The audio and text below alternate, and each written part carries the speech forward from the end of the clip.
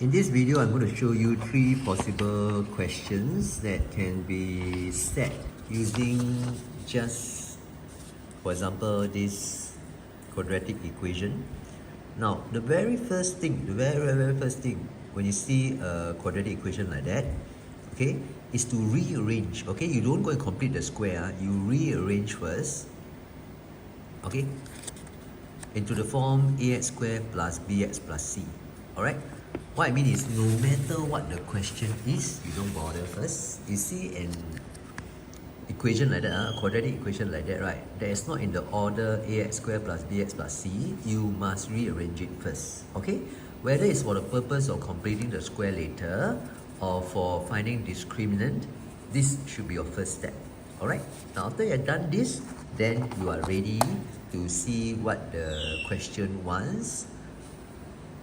And the question here says, the easiest one, find all the possible values of fx.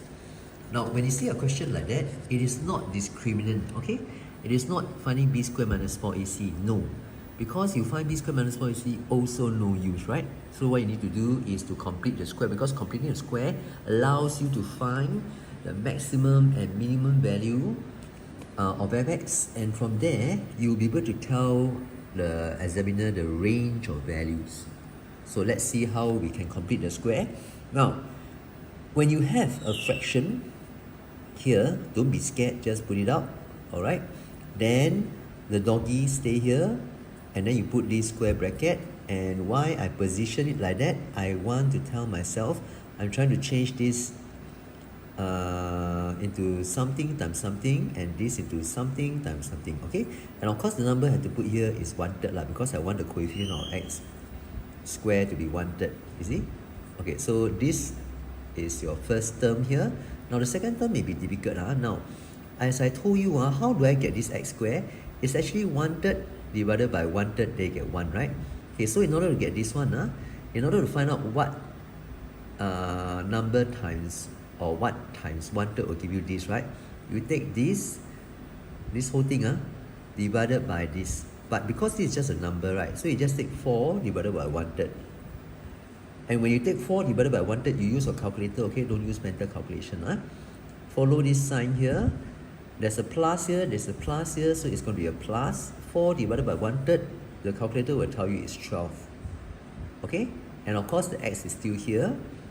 So what you have done is, this times this give you this, so all these terms are still intact. This times this give you this, so all these terms are still intact, and the doggy is still intact. So these two equations are equivalent. I did not change anything except the way it looks, the form, the way I write it. Just like this and this and this, they are all equivalent. Okay, now we move on to the next step. Now this is where everything else remains the same. Can you see? Except the inside, and I'm going to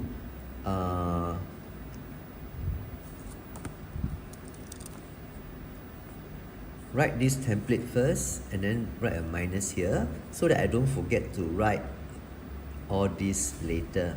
Okay, later I show you some of the common mistakes you all make, you will know what I mean.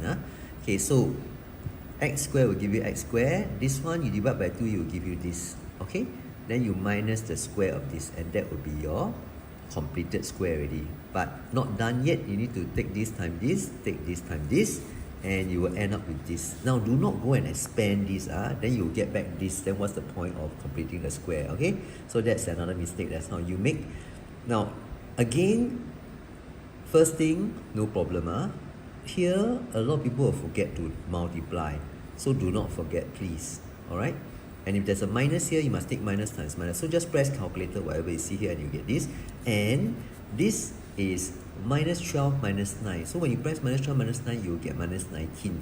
It is not 12 minus 7, which is 5, then the answer minus 5. The answer is not minus 5.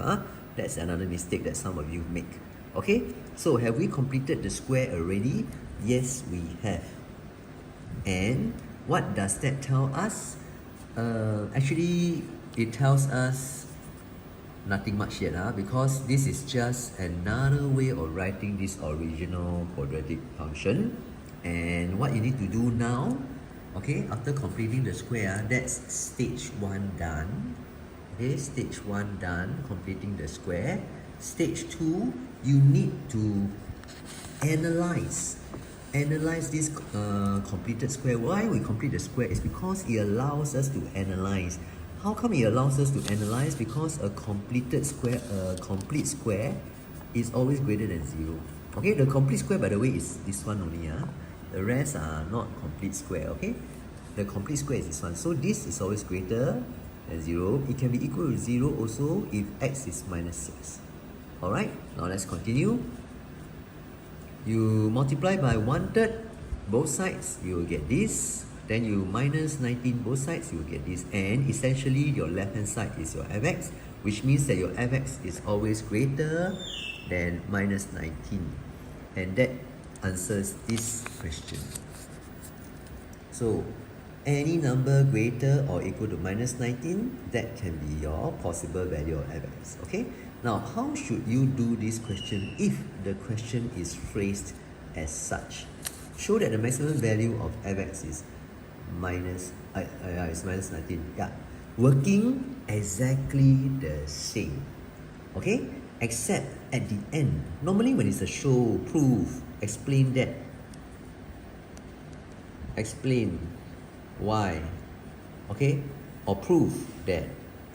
These are all AO3 questions. When you see questions like that, you just have to show working and then make a statement at the end. So you just say, oh, therefore, maximum value, just copy whatever the question says. Finish. Okay? You need to make a statement for show questions. Alright? Now last one is a bit lengthy. Let's read word sentence by sentence. A bird flies in the air. Okay, easy to understand, right? Everybody should know a bird can fly. Some birds can't, but this bird can. Okay, given that fx represents the height in cm of a bird above sea level. So what does that mean? It means that they are trying to model the situation using coordinate scale. Okay, oh sorry, not y, it's fx. Function of x. So when you see fx, right, this part here has to be x. But if you see fw, then this one is w. Fm, then down here is m. But normally they will use x.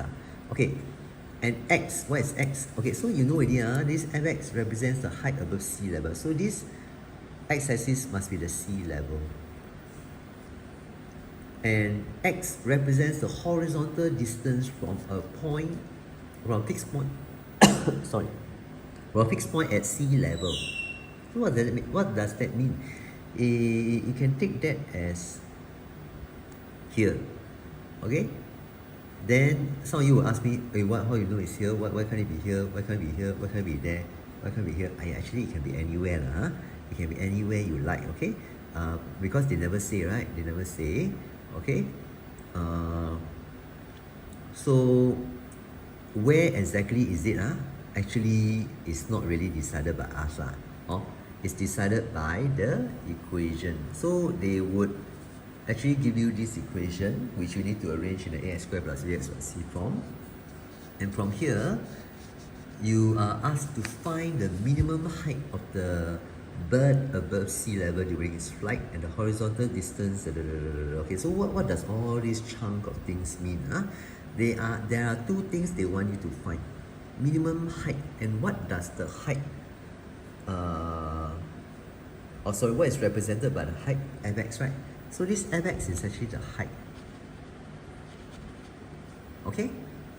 And from this particular completed square, you know that the graph is actually a happy face.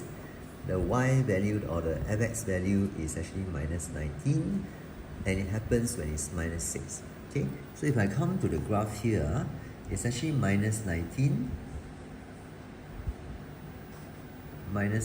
here, and it happens at minus 6, and there will be a so-called